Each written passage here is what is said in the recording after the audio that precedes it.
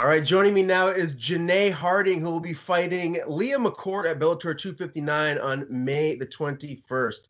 Janay, how are you? Good, thank you. How are you? I'm doing really well. And as we were talking here before we went live, the fight is right around the corner. How are you feeling? How's this camp been? Yeah, good. I feel really good. It's obviously been a fight that I've been waiting for a long time, so it's sort of just like the anticipation of it all. The camp's been awesome. It's great to sort of just re-solidify with my team the stuff that we've kind of been doing every day and just up the intensity and everything with training and everything. But the schedule's been really good and really convenient. So I think it's all going to come together really well just due to consistency and just a solid base. Now, you guys were supposed to fight originally, and the coronavirus is the reason that that fight was postponed. What was things like for you in Australia? How did it affect your training and your day-to-day life? Yeah, I think all in all we were really lucky, which is the definitely the one positive. But at the same time, probably during that like January to I think it was about like June or so, a lot of things were closed, and at the same time, a lot of things shifted because a lot of businesses didn't handle it, including a few of my gyms that I had been really used to and obviously had consistently been going to. So I ended up kind of changing gyms and adding on a few different things. I think all in all it's super positive because it's kind of forced me to change things up, and the teams that I'm with at the moment are really positive, but at the same time, yeah, it changed everything up. And I guess like not being able to go to your gyms, which you're so used to doing every day, was a big shift. But it just gave me a little bit more time to sort of hang out at home. And obviously there was no fights on the horizon after our fight got called off. So sort of just like, okay, time to take this time to chill out and just get like back into normal civilian life. And it all worked out really well, which is good. That's good to hear. Now, obviously, you're coming off a big win, a unanimous decision over Jesse Mealy at Bellator 251. How pleased are you with the performance? I know you're probably always going out there looking for a finish, but looking back at that fight now, like what are you taking from that moving forward?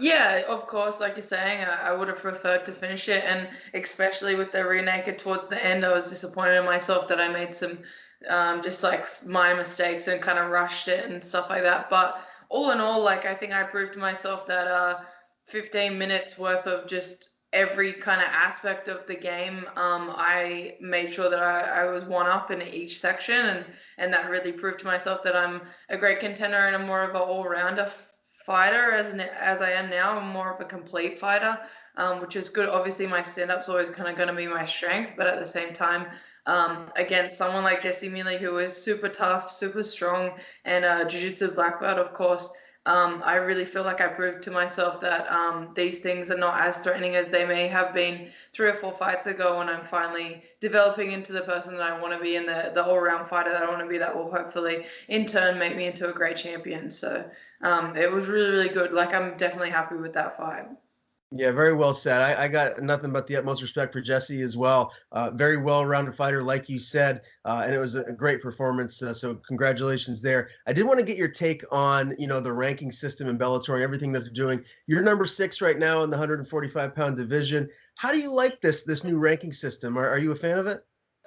Yeah, definitely. I think any ranking system is going to give us a little bit more direction, a little bit more of a pathway for those who are obviously seeking out the title. You kind of know exactly who you need to beat, when you need to beat them, and all that sort of stuff. And it sort of gives us a little bit more of a map to work towards that title rather than everyone sort of hoping that they get the call up for a contention like any day. So it's sort of things are able to plan a little bit more. I like what they did. I'm happy with the top 10 and how it's sitting. I know a few people kind of weren't, or some even like podcasts and stuff like noted a few changes that they would have made. Me personally, I think I'm in a good spot. I think I've definitely earned my keep. This will be my 6th showing under the Bellator banner, so it kind of makes sense that the people that I've fought and everything like that, 6 sits well. We can only kind of develop it even stronger from here. Obviously, this is just a foundation, and it sort of was a bit hard. I'm sure it would have been extremely hard to decipher who deserves to be where, considering a lot of us have like beaten one person and that person's beaten the person that we've lost to, or whatever it is. So all that sort of is a bit of a hard thing to muster up. But now that we have a foundation, we can kind of build from there and continue on, obviously moving around, fighting those people that are higher or lower, and solidifying your spot. So I think it's only going to be positive, not just for like the division, but for everyone to sort of have like stronger contenders and know exactly where they're going to be and what they need to do. Yeah, in the featherweight division right now, I mean, my God, it is stacked. I mean, top to bottom, there are some legit contenders in there. So a lot of fun matches here to make. I also wanted to get, your take and everyone else that's in your area out there in Australia, what everyone thinks of the Showtime deal, because I love it. I think the app is fantastic. I think it's a step up for Bellator. What's the feedback that you've been hearing from the people that are watching you compete on the app?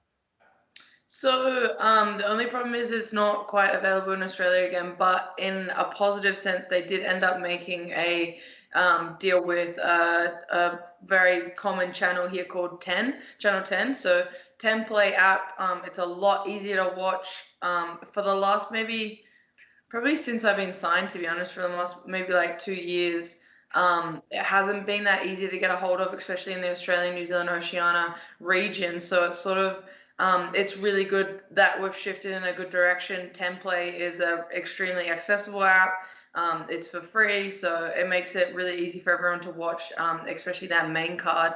Showtime Sports, from my perspective, I think it's a really good move. Obviously, I spend a lot of time in the States, not as much during COVID at the moment, but I generally am over there 2 or 3 times a year. So understanding that, yeah, Showtime is a great spot for us to be. It's a great demographic for us to hit. With obviously the boxing and the similar combat sport options on there. I think all in all, it's going to be positive. Just slowly growing it. The 10 Play app will hopefully grow the Oceania demographic and audience, and hopefully more people will tune in because it's a lot easier now. So I think it's just going to, slowly build up and end up being super positive. Yeah, and obviously this whole Showtime deal just happened, so you haven't actually fought on Showtime just yet, but it's coming right around the corner. But like, I guess that's surprising to me. I didn't realize that people out in Australia, they don't have access to Showtime. That's news to me. I didn't realize that. Yeah, so it wasn't even just Showtime. It's DAZN, wasn't available in Australia. CBS, the app wasn't available in Australia. Paramount Network, all these kind of things. Like, there's only a few, like Spike TV, back when it was on Spike TV, that was always really accessible. Not really accessible, but at least you could access it through the internet. I don't think there was any like applications or anything that you could use. But yeah, now I think just because we use such different production things, and we're so disconnected just in a general sense, you kind of get used to it growing up in Australia and New Zealand. You kind of get used to being a little bit disconnected to that Western side. And obviously after living in the UK and then spending a lot of time in the US, I kind of now understand the dynamics of different, productions and stuff. So it's sort of just like something that you take on the chin, but at the same time, it has been a bit of a struggle, but it's been something that I've definitely vocalized a lot. And I do feel like I really appreciate the fact that Bellator took that on board and they made the necessary changes to make it a lot easier to watch in Australia. And so now, hopefully that'll just bring it up just everywhere. Hopefully we can sign more Aussies to the promotion and slowly build up this demographic over here, and maybe one day even bring it over to Australia. That'll be amazing. Yeah, for sure. And I'm sure everyone that supports you and follows your career out in Australia as well will be very happy with the changes that are coming in and being able to access your fights a little bit more. Now, I did want to, ask you just about women's MMA in general. Right now, there are just so many phenomenal fighters. I mean, you look at, obviously yourself, I mean, Amanda Nunes, Valentina Shevchenko, Chris Cyborg. I mean, there's so many, even just in the Bellator roster itself. When you look at all of the fighters out there right now, like, who do you feel like is the best of the best? I mean, Nunes kind of has that title right now as the women's GOAT, but I'm sure that's your goal, is to get and be the best women's fighter out there. Just break it down for me. Like, who do you feel like is at the top right now? Yeah, I mean, like you're saying, it's kind of hard. I do think someone like Chris Cyborg has a resume that nobody will be able to match. I don't think you can, as much as I do think Amanda Nunes is an incredible athlete and extremely dominant fighter, especially at the moment. I'm not sure how she would have gone with Chris Cyborg back in her prime. At the same time, it's sort of like you cannot ever just just take from Chris Cyborg, Strikeforce, Invicta, UFC, and Bellator like championship reigns. That's in itself something that not even just female fighters, but no male fighter has done that as well. So I think for that reason, you would definitely have to say Chris Cyborg would be the most dominant, I would assume. But at the same time, Amanda Nunes's accomplishments, especially in that such a short period of time, I think she's basically cleared out 2 divisions. So you can't ever like sort of take away how extremely superior she is, I guess, in a standard of a champion. So those 2, I think, will be almost on par. Like you can't really, just because they've done different stuff and achieved a couple of different things, you can't really say that one's better than the other from my perspective. But at the same time, like then you have to like obviously take on board like the Ronda Rouseys and stuff and what they've done for the sport and how much they've affected us and opened up opportunities for those and us coming through this next generation, and what we've been able to do from it. So it's sort of just like in the last, I guess, 5 years, the development of women's MMA has been incredible, and therefore we've got those few key like stars that have definitely risen above the rest. But at the same time, you've got so many, and now it's really trickled down and made sure that the whole sport in itself has evolved. Everybody's stepped up in their levels. The Holly Holmes, even the Leslie Smiths, like moving over through divisions and stuff.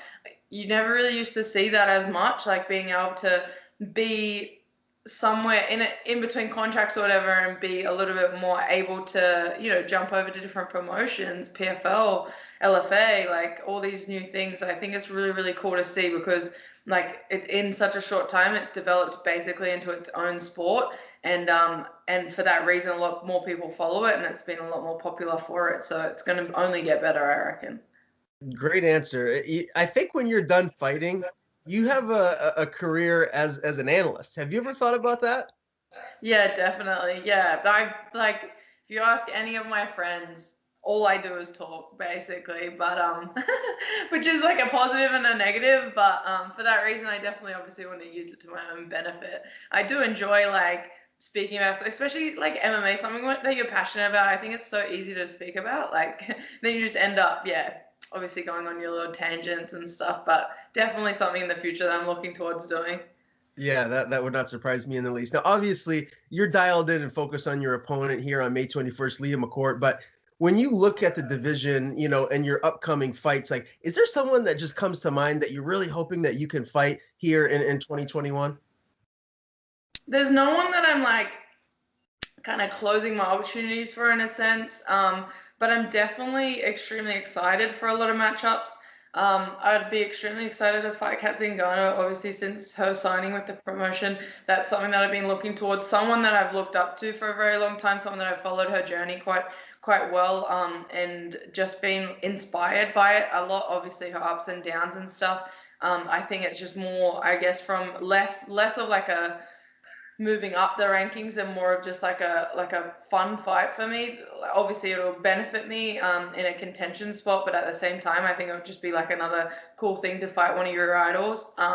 Another fight that I definitely see on the horizon, or I definitely see them bringing up, is a rematch with Sinead Kavanagh, just because of how the last one went, and now it's been brought up a few times, but it never really had any interest to me because it didn't necessarily benefit me. But now, since she's ranked a little bit higher than me, that definitely makes a lot more sense, and I can kind of use it to get a little bit more momentum. And it's a fight that I really want to solidify, and I guess from an ego sense, prove that it wasn't just the cuts that were what made me a more dominant fighter and gave me the win. I do think I'm a lot more skilled in a lot of aspects. So therefore, like probably those 2 fights, and then of course the championship fight against who I'm assuming will be Chris Cyborg. That will be like probably one of those like wow moments in your career when you're like standing across from someone so like just, I guess, dedicated and someone that you would, I guess, like, since even from when I very, very, very first started MMA, I was like, one day I may fight Chris Cyborg, and once that realizes to reality, it'll be very, very interesting. But that's definitely one of those like wow moments that I will be able to enjoy and really know that it's just another like pinnacle in my journey, and I guess like the set off to really push me into what I want to be, like you're saying, like the greatest of all time. So those sort of things will come after, but that'll be definitely one of those stepping stones to get there. Yeah, for sure. Yeah, a lot of great fights to look forward to here in 2021 and moving forward. All right, let's talk about this fight, this camp. How has this camp been thus far? You still have a little bit of time left to go. Who have been the main training partners that you've been getting your work in with? Yeah, I'm very lucky to have a very consistent team. So probably like, I guess it sort of changes every day because I do move through a few gyms, which is very regular, especially in Sydney. But my main training partners, I would say, like Daniel Ung, Aiden Naufal, Courtney Gray, Olivia, Danielle Hayes, who's fought as well, like quite a lot of people. We just have like a very consistent crew. And to be honest, I do a lot of work with my coach. The good thing about my coach is that he is young, like me, he's 26. So we end up wrestling quite a bit, or doing a lot of pad work together, or drilling together, just because we know we're going to go over together to the US. So we might as well get used to each other now, in a sense, and kind of just keep repeating a lot of our drills and stuff. So that's been positive in itself. He's a super strong wrestler, especially very notable, like in his he's Italian. So for the people that he's taught and those kind of students that have come before him, people like Martin Vittori and all those kind of guys. So that's been really good, just knowing that I've got 100% dedication and attention from not only my team but my coach mainly, and I think that's making a massive difference in my progress. I'm one of those people that is quite naturally talented, of course, but at the same time, if you teach me things, I do pick it up quite quickly. So having that added attention and constant sort of critique has been super beneficial, and sort of I've noticed massive jumps in a lot of my games. So that'll be really exciting to see how it goes in the performance. Now, I got to ask you about this guy. I'm a big fan of his. I've had the pleasure to interview him on 3 occasions now. Robert Whittaker. Do you ever run into him down in Sydney as well?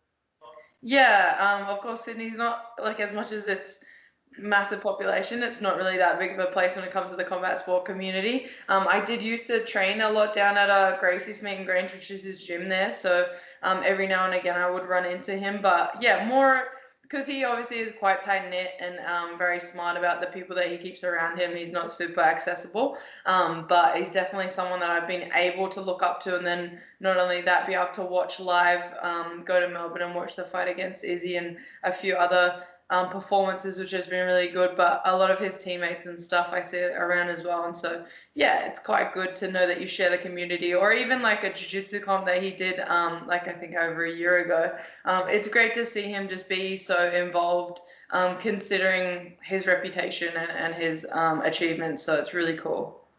Yeah, he really seems to be just a good human being outside of the cage, which is really what matters the most. All right, Leah McCourt. She's ranked number 7. You're ranked number 6.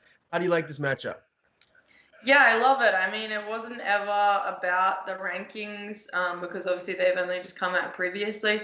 We was always keen for this matchup from a long time ago. I don't even remember when it was now, but maybe like 2-3 years ago, she called me out after I fought Sinead, obviously wanting her to avenge the loss of her teammate, and yeah, noting that it would be a good matchup. For whatever reason, it didn't happen. Then it finally did get matched up. Then COVID hit, and then she got her shoulder surgery. So obviously, this has been a long time coming. I'm just super excited for it. I think it's a great matchup for me. Stylistically, it's something that I'm not used to, in the sense that I'm finally getting matched up against someone, not finally as in like I hoped for it, but finally as in like I'm kind of catching a bit of a break, in a sense, of fighting someone that's the same experience as me, in a sense. Obviously she's had less MMA professional fights, but she's had a very, very good amateur record, and obviously a lot of experience within judo and jiu-jitsu. So it's just great to be able to sort of match up against someone similar, to be able to really showcase a lot of my skills. I feel like in a lot of my fights, especially even just like my Bellator debut, I was stepping up each time, having to rise to the occasion. Obviously, I'm always the underdog pretty much. So it just seems like the right time to get a good matchup a little bit more even. I think a lot of people want to see it as well, just because of our trajectories. Obviously, her trajectory is a little bit more than mine, and the exposure and stuff. So I think it will just be a great all-round fight. I think a lot of people will tune in for it. I think it'll be quite good action. I think it'll be good to see who prevails in the sense of a striker versus a grappler in a sense. So it's just all those different variables. It really excites me, and I think it's going to be great. How do you see it ending? Definitely a stoppage, most likely in the second round. Okay, and obviously the victor will be yourself, correct? Yes, that is correct. I was going out on a limb there. All right, I really can't wait for this fight. This is going to be a certified banger. Janay Harding against Leah McCourt, Bellator 259, May the 21st. I really appreciate you taking the time to join me. It was a pleasure to interview you for the first time. Look forward to doing it again soon. Before I let you go, I want to give you the floor. Tell people where to follow you on social media, and if you have anyone to thank, the floor is yours. Yeah, as usual, everyone can follow me on pretty much across all boards of socials and Janay Harding. I'd just like to thank my team and my head coach Renato, my team MMA FFT, as well as King's Academy Movement Strength and Conditioning and Campbelltown PCYC. So these guys have been getting me prepped, and I'm super excited, and I can't wait for 259, and I'll see you guys all there.